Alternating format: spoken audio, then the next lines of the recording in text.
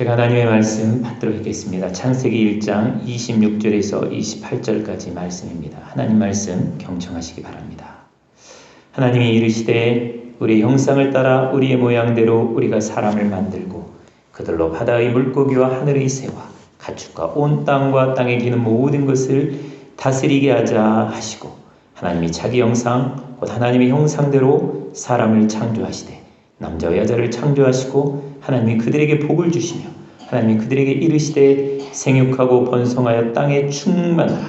땅을 정복하라. 바다의 물고기와 하늘의 새와 땅에 움직이는 모든 생물을 다스리라 하시니라. 아멘. 하나님 말씀입니다.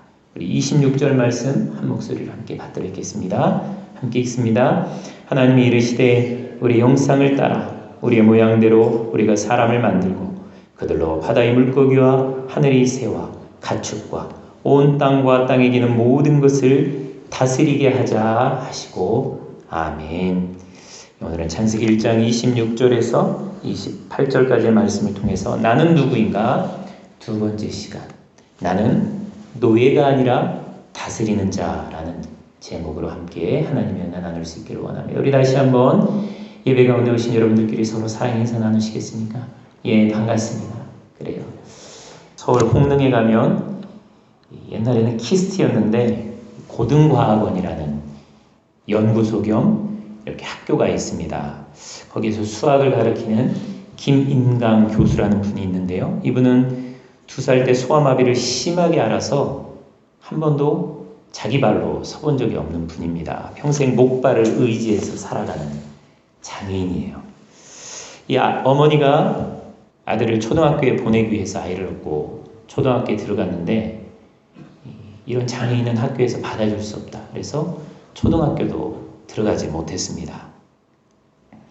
11살 때까지 비료 부대를 땅에 깔고 그것을 질질 끌고 다니는 그런 거지 같은 신세로 살던 아이였어요. 그러다가 11살 때 작은 누나의 소개로 재활원에 들어가게 되고, 거기서 이 목발을 짚고 일어나는 훈련을 해서 목발을 짚고 다니기 시작을 했습니다. 그리고 거기서 선생님을 통해서 하나님을 만나게 되었습니다. 이 재활원에서 만난 선생님 덕분에 대전중학교에 들어가고 또 충남고등학교에 들어갔어요. 그래서 거기서 또 선생님을 잘 만나서 너는 장애인이니까 힘쓰는 일을 못하니까 수학을 하면 어떻겠냐. 그래서 서울대 수학과에 들어가고 서울대 전체 차석으로 졸업을 하고 UC 버클리에서 수학 박사학위를 받았습니다. 그러니까 2살 때 소아마비에 걸렸는데 농사 짓던 시골의 가난한 아버지, 술 먹던 아버지는 그 장애 아이에게 항상 이렇게 이야기를 했어요. 이 빌어먹을 놈, 쓸데없는 놈, 어떻게든 밖에 갖다 내어버리라 하면서 어머니에게 폭력을 행사했다고 합니다. 이 김인강 교수는 자기를 어렸을 때 빌어먹을 놈, 쓸데없는 놈, 죽어버릴 놈 이렇게 생각하면서 살았습니다. 지는 석양을 바라보면서 내 인생은 저렇게 벌써 지는 해처럼 됐다라고 생각을 하면서 어린 시절을 보냈습니다. 그런데 그가 예수님을 만나게 된 거예요. 또 대학교에 들어가 성경 공부를 하면서 하나님의 말씀을 통해서 자기 자신이 누구인가를 발견할 수 있었습니다. 그때 일을 이렇게 기록해주고 있습니다. 대학교 3학년 초 목발을 짚고 무거운 가방을 맨 채 너무 많이 걷다 보니 갈비뼈가 폐에 부딪혀 폐에 큰 구멍이 났다. 의사가 당장 수술하지 않으면 죽을 수도 있다고 했다. 나는 기도원 한 구석에 엎드려 기도하기 시작했다. 하나님, 왜 나한테만 이렇게 가혹하신가요? 항상 아프기만 하고 아무 쓸모없는 나를 데려가 주세요. 그때 문득 등 뒤에서 찬송 소리가 들려왔다. 내 모습 이대로 주 받아 주소서. 날 위해 돌아가신 주 날 받아 주소서. 그 순간 자아가 꺾이며 회개가 터져 나왔다. 욥처럼 하나님의 모든 주권과 통치권을 인정하게 되었다. 나처럼 연약한 자들에게 희망을 주는 것이 내게 두신 하나님의 뜻임을 깨닫게 되었다. 이분은 자기 자신을 빌어먹을 놈, 쓸데없는 놈, 내다 갖다 버릴 놈이라고 스스로를 생각하면서 살았습니다. 그런데 그가 하나님을 만난 다음에 나는 하나님의 자녀다. 나는 하나님의 형상으로 지음받은 사람이다. 나는 사명을 갖고 태어난 사람이다. 라는 것을 깨닫게 되었습니다. 빌어먹을 인생, 쓸모없는 인생에서 세계적인 수학 교수로 그를 만들어 놓은 기초는 내가 하나님의 형상으로 지어진 사랑받는 자라는 자기인식, 깨달음에서 비롯되었습니다. 우리는 지난주에서부터 계속적으로 나는 누구인가? 라는 제목으로 하나님의 말씀을 나누고 있습니다. 나 자신이 누구인지를 제대로 알 때 우리는 정말로 복된 인생, 행복한 인생을 살아갈 수 있습니다. 많은 사람들이 자기 자신을 잘 모릅니다. 그것도 잘못합니다. 왜? 사탄이 사람들의 말을 통해서 또 불행한 사건을 통해서 우리를 노예로 가두어 놓아요. 빌어먹을 놈, 쓸데없는 놈, 내다 갖다 버릴 놈이라는 감옥에 우리를 가다 놓고 그 말에, 그 질병에, 그 죄악 가운데 노예로 살게 우리를 만들어 놓습니다. 특히 나에 대한 사람들의 말을 많이 듣습니다. 좋은 사람이다, 아니다. 그 말에 영향을 받고 살아갑니다. 또 사람들은 남들이 나에 대해 하는 말에도 영향을 받지만 나 자신에 대한 생각과 나 자신에 대한 말로 가장 크게 영향을 받으며 살아갑니다. 나에게 가장 많은 영향을 미치는 것은 나 자신이에요. 그런데 많은 사람들이 스스로에 대해서 정당하고 바른 자기 자신에 대해서 자기 스스로 바른 평가를 하면서 자기에게 영향을 미치고 살아가기보다는 자기 스스로 그렇게 이야기해요. 나는 죽일 놈이다. 빌어먹을 놈이다. 쓸데없는 놈이다. 그렇게 생각하면서 살아갑니다. 사람들의 말은 이기적이고 편파적이고 가짜 의견은 죄로 인해서 오염되어 있어요. 나 자신의 나에 대한 의견조차 죄로 말미암아 왜곡되어져 있고 오염되어져 있습니다. 그렇기 때문에 정말로 중요한 것은 나에 대한 다른 사람의 말이나 생각, 나에 대한 나 자신의 생각이나 말이 중요한 게 아니라 그것보다 훨씬 더 중요한 것은 나를 만드신 하나님, 나에 대해서 나보다 더 잘 알고 계시는 하나님의 나에 대한 말, 나에 대한 생각입니다. 왜냐하면 하나님만이 의로우시고 온전하게 나를 아시고 나를 평가해 주실 수 있기 때문입니다. 신앙생활이란 바로 이런 거예요. 신앙생활이란 다른 사람의 말이나 평가, 나 자신의 말이나 평가를 따라 사는 삶이 아니라 하나님의 말씀과 하나님의 평가를 따라 사는 삶이 신앙생활이에요. 그렇기 때문에 나에 대한 하나님의 말씀이 중요합니다. 그럼 하나님께서 나에 대해서 뭐라고 말씀하시나? 우리는 지난 주간에 하나님의 나에 대한 생각을 들어보았어요. 하나님의 나에 대한 생각이 뭐예요? 하나님 보시기에 아주 좋은 사람입니다. 하나님 보시기에 좋은, 그것도 매우 좋은 사람이다라는 것을 우리가 하나님의 생각을 우리가 배웠어요. 여러분 지난 한 주간 자기 가슴에 손을 얹고 이 얘기를 많이 하셨어요? 그래, 나는 하나님 보시기에 참 좋은 사람이야. 그렇게 사셨어요? 다시 한번 자기 가슴에 손을 얹고 얘기해 보세요. 나는 하나님 보시기에 참 좋은 사람입니다. 나는 하나님 보시기에 사랑받는 사람입니다. 나는 하나님 보시기에 사랑받는 자예요. 그것이 우리가 지난 주간에 배운 말씀이었습니다. 자, 이번 주는 우리는 하나님의 형상이라는 부분을 같이 한번 묵상하면서 은혜 나눌 수 있기를 원합니다. 성경에서 기본적으로 우리 인간은 하나님께서 두 가지로 만드셨다는 거예요. 하나는 흙으로 빚으셔서 만드셨고 다른 하나는 거기에 생기를 부어 넣으셔서 하나님의 형상으로 만드셨다는 거예요. 육체적으로 보면 우리는 동물과 똑같습니다. 흙으로 만들어졌어요. 그러나 영적으로 보면 우리는 아주 독특하게, 아주 특별하게 만들어졌습니다. 바로 하나님의 형상으로 만들어졌다는 거예요. 하나님의 형상은 하나님의 이미지입니다. 하나님이 가지고 있는 God's 이미지예요. 사랑할 수 있는 것, 느낄 수 있는 것, 자유롭게 행동할 수 있는 것, 공감할 수 있는 것, 불쌍히 여길 수 있는 것, 이것이 다 하나님의 형상이 우리에게 주어져 있기 때문에 그렇습니다. 하나님은 우리를 만드실 때 하나님의 형상을 주셨어요. 그렇다면 왜 주셨을까? 그게 우리의 고민입니다. 하나님이 우리를 만드실 때 우리를 사자보다 더 날카로운 이빨을 가진 그런 동물로 만드실 수 있었어요. 그러면 이빨이 아파가지고 고생하는 일은 아마 없었을 거예요. 뭐든 잘 씹어먹고 그렇게 살아갈 수 있었을 거예요. 또 치타보다 더 빠른 발을 주셔서 뭐 달려가는 사슴 쫓아가지고 잡아먹게 할 수도 있으셨을 거예요. 개보다 더 좋은 후각을 주셔서 아주 멀리 있는 냄새도 잘 맡게 만드실 수도 있었을 거예요. 그리고 아주 뛰어난 눈을 주셔서 독수리의 눈보다 더 뛰어난 눈을 주셔서 저처럼 안경 쓰지 않고도 평생 살 수 있는 그런 뛰어난 존재로 만들 수도 있었을 거예요.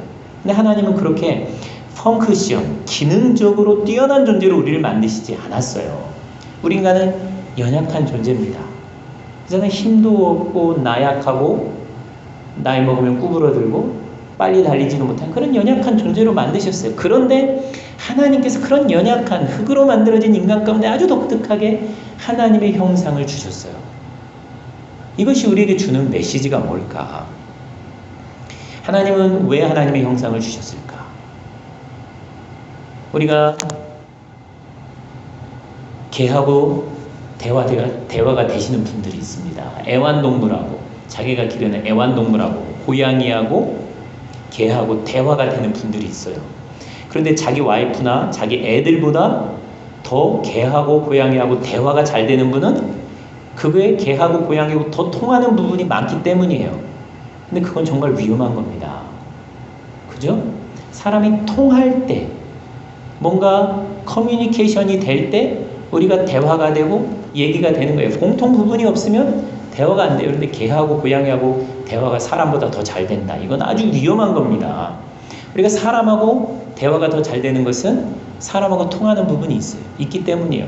하나님께서 우리를 하나님의 형상대로 만드셨나. 그래서 우리와 통하는 부분이 있어야만 우리와 사랑을 나눌 수가 있고 우리가 정을 나눌 수 있고 우리와 대화가 되기 때문이에요. 하나님은 우리와 교제하기 위해서 하나님의 형상을 우리에게 주신 거예요. 하나님이 우리와 사랑을 나누고 싶어 하시는 분이구나라는 것을 우리들이 깨달을 수 있습니다. 두 번째로 하나님께서 하나님의 형상을 우리에게 주신 것은 하나님은 우리에게 줄 수 있는 최고로 좋은 것이 하나님의 형상이었기 때문이에요. 하나님이 가지고 있는 것 중에 최고로 좋은 것이 뭐겠어요? 하나님 자기 자신이 가지고 있는 거예요. 그게 뭐예요? 자기 자신의 이미지죠. 자기 자신이 줄 수 있는 최고의 아름다운 것이 자기 자신의 이미지이기 때문에 하나님을 닮은 자로 우리를 이 세상에 만드신 겁니다. 저는 대학생 시절에 이 부분을 묵상하면서 굉장히 큰 은혜를 받았습니다. 자기 자신의 형상을 주신 하나님, 자신이 줄 수 있는 최고의 것을 주신 하나님은 자신의 형상을 우리에게 주시는 그것을 통해서 하나님이 줄 수 있는 최고의 것은 바로 나 자신의 이미지다라는 것을 깨닫게 해주셨어요. 하나님이 나에게 자기 자신 줄 수 있는 최고의 것을 주었구나. 근데 더 묵상하다 보니까 정말로 하나님은 하나님 자신을 주셨을 뿐만 아니라 아들 예수 그리스도를 주셨고요. 또 성령님을 주셨어요. 삼위일체 하나님을 전부 다 우리에게 주신 거예요. 제가 그것을 통해서 묵상한 건 뭐냐면 하나님은 우리를 어떻게 생각하시나? 자기가 가지고 있는 것 중에 최고의 것을 주어도 아깝지 않은 대상으로 우리를 생각하신다는 거예요. 굉장히 중요합니다. 여러분이 가지고 있는 최고의 것을 여러분이 누구에게 주려고 하나요? 사랑하는 사람한테 주려고 해요. 아무나한테 주려고 하지 않고 사랑하는 자식, 사랑하는 아내나 남편에게 내가 가지고 있는 최고의 것을 주려고 하지 나하고 아무 상관없는 사랑하지 않는 사람에게 최고의 것을 주려고 하지 않습니다. 하나님께서 자기가 가진 최고의 것을 우리에게 주셨다는 것은 하나님께서 우리를 정말로 귀하게 여긴다는 의미예요. 우리를 정말로 사랑하고 있다는 의미입니다. 저는 그것 때문에 정말로 은혜 받았어요. 하나님이 우리를 그냥 대충 생각하는 것이 아니라 자기의 최고의 것을 주어도 전혀 아깝지 않은 자들로 우리를 생각하고 계십니다. 여러분, 우리가 하나님을 귀하게 생각하면 하나님이 우리에게 귀한 것을 주시듯 우리도 하나님께 귀한 것을 드립니다. 우리가 우리의 귀한 것, 시간이든 물질이든 우리의 삶이든 하나님 앞에 드리지 않는 것은 하나님을 귀하게 생각하지 않기 때문이에요. 여러분이 교인들을 서로 귀하게 생각하면 좋은 것을 해주려고 합니다. 음식도 맛있는 거 대접하려고 하고 친교도 정성스럽게 준비해요. 그런데 귀하게 여기지 않으면 그냥 대충 갖다 줘요. 다 마찬가지입니다. 귀하게 여기면 자기의 귀한 것을 주게 되어 있어요. 하나님께서 자기의 최고의 것, 자기가 가지고 있는 전부인 하나님의 형상과 아들과 성령을 우리에게 주신 것은 우리를 귀하게 여기시기 때문입니다. 우리 사랑하는 성도 여러분, 이것을 기억하셔야 됩니다. 세상 사람들이 여러분에게 뭐라고 하든, 나 자신이 나에 대해서 뭐라고 생각하든 하나님은 나를 정말로 최고로 귀하게 여기고 계시다는 거예요. 사랑하신다는 거예요. 이것을 기억할 때 우리는 나 자신을 존귀하게 여길 수가 있고 다른 사람을 존귀하게 생각할 수 있습니다. 세 번째로, 하나님은 우리를 왜 하나님의 형상으로 만드셨을까? 대화하고 교제하고 사랑을 나누기 위해서, 우리를 사랑하기 때문에 자기의 가장 귀한 것을 주셔서 만드셨어요. 세 번째로는 하나님께서 하나님의 형상을 주신 이유를 26절에 이렇게 말씀해 주십니다. 26절에 보면 모든 것을 다스리게 하지 하시고 하나님이 자기 형상 곧 하나님의 형상대로 사람을 창조하시되 남자와 여자를 창조하셨다. 하나님께서 하나님의 형상을 주신 이유는 다스리게 하시기 위해서 하나님의 형상대로 만드셨다는 거예요. 창세기 1장이 최종적으로 기록된 시기는 바벨론 포로기입니다. 당시 바벨론 왕이나 이집트의 왕은 자기가 다스리는 땅에 이 땅이 내 땅이다, 이 땅이 내가 다스리는 땅이다 라는 것을 세상 사람들에게 나타내고 알리기 위해서 뭘 세웠냐면 자기의 형상을 세워놨어요. 형상, 왕의 형상이 세워졌다는 것은 이 땅이 왕의 땅이라는 의미입니다. 여러분들도 여러분 집 앞에 문패를 걸어 놓잖아요. 그 문패가 의미하는 게 뭐예요? 이 집은 내 집이다라는 거예요. 당시에 바벨론 왕이나 이집트 왕이나 자기가 정복한 땅에는 자기의 형상을 세워놨어요. 이 땅은 내 땅이고, 그리고 이 땅을 다스리는 자는 나다라는 것을 드러내기 위해서 그렇다는 거예요. 즉 형상은 왕이 다스리는 곳이고 왕의 통치권을 드러내는 사인이었습니다. 하나님께서 자기의 형상을 인간에게 주셨다는 것은 그 인간이 있는 그곳이 바로 하나님이 통치하는 곳이라는 거예요.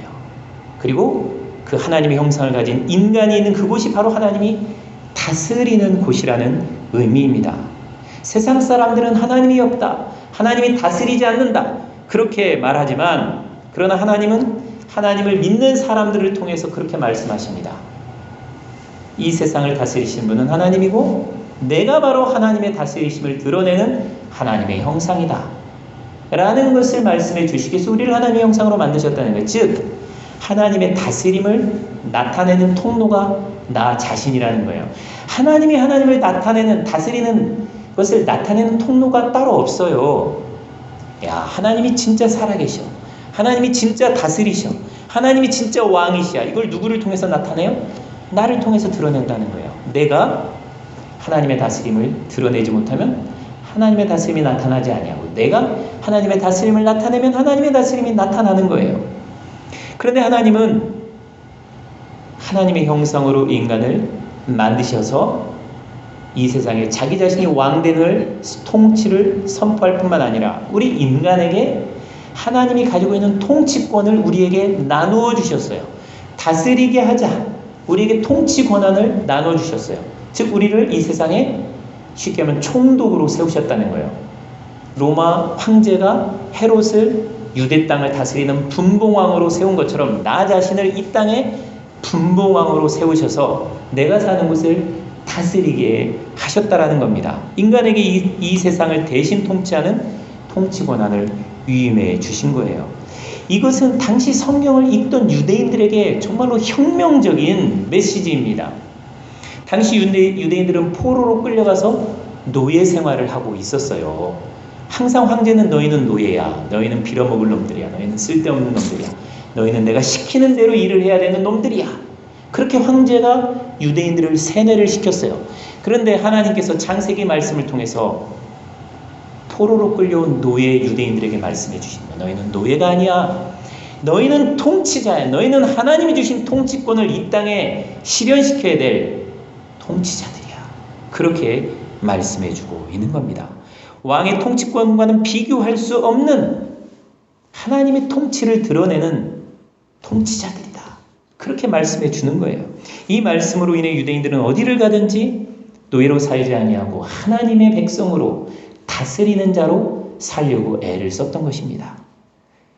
그래서 사도 바울은 고린도전서 7장 23절에 이렇게 말씀하세요. 너희는 값으로 사신 것이니 사람들의 종이 되지 말라. 사람들의 종이 되지 말라. 그렇게 담대히 외쳤던 거예요. 1920년대, 30년대 일제가 문화 통치를 하는 기간이었음에도 불구하고 수많은 책들을 금서, 읽어서는 안 될 책으로 지정을 했습니다. 거기에 기독교 소적이 굉장히 많이 포함되어 있었습니다. 선교사 바누거 선교사님, 본 윅이라는 그 선교사님이 지은 하나님을 찾읍시다.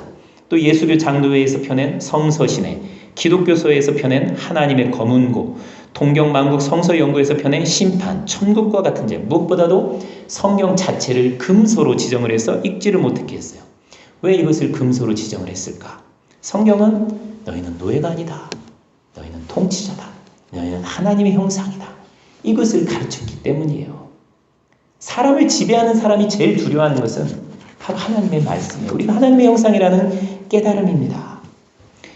저나 여러분도 이것을 명심해야 됩니다. 우리는 하나님의 형상으로 노예가 아니라 다스리는 자다. 통치자다. 이것을 항상 기억해야 돼요. 하나님께서 우리에게 이렇게 말씀하시는 거예요. 너희는 내가 온 땅의 창조자지만 나의 다스리는 권한을 너희에게 임해서 너희를 총독으로, 너희를 분봉왕으로 세웠다. 너희는 다스리는 자로 이 세상에 살아야 된다. 그렇게 말씀해 주시는 겁니다. govern하고 control하고 cultivate하고 manage하는 자로 너희는 살아야 된다. 그렇게 말씀해 주시는 거예요. 우리는 하나님이 임명한 이 세상의 왕입니다. 노예가 아니라 다스리는 자예요. 그러면 우리가 뭘 다스려야 될까요? 이 말씀을 잘못 오해해서 제국주의자들이 다른 나라를 침략해서 다른 사람들을 노예로 삼는데 이 말씀을 사용했어요. 이것은 정말로 잘못 사용한 겁니다. 하나님께서 우리를 자유케 하시는 분인데 이 말씀을 다른 사람을 노예로 지배하는 말씀으로 사용한 것은 정말로 말씀을 오용한 거예요. 잘못된 정용입니다. 우리가 무엇을 다스려야 진정한 왕으로서의 삶을 살아갈 수 있을까? 가장 중요한 것은 자기 자신을 잘 다스려야 됩니다. 자기의 감정을 잘 다스려야 돼요. 직장인이 제일 싫어하는 게 뭐냐? 설문조사해 보니까 직장 생활이라고 대답을 합니다. 직장인들이 제일 싫어하는 게 직장 생활이에요. 야근, 그리고 끝나고 나서 하는 회식, 이게 제일 싫다는 거예요. 야근에 대한 이런 유머가 있다고 해요. 이승복 스타일, 나는 죽어도 야근이 싫어요. 이순신 형, 몰래 퇴근하면서 나의 퇴근을 아무에게도 알리지 말라. 갈릴레오 형, 그래도 야근은 싫다.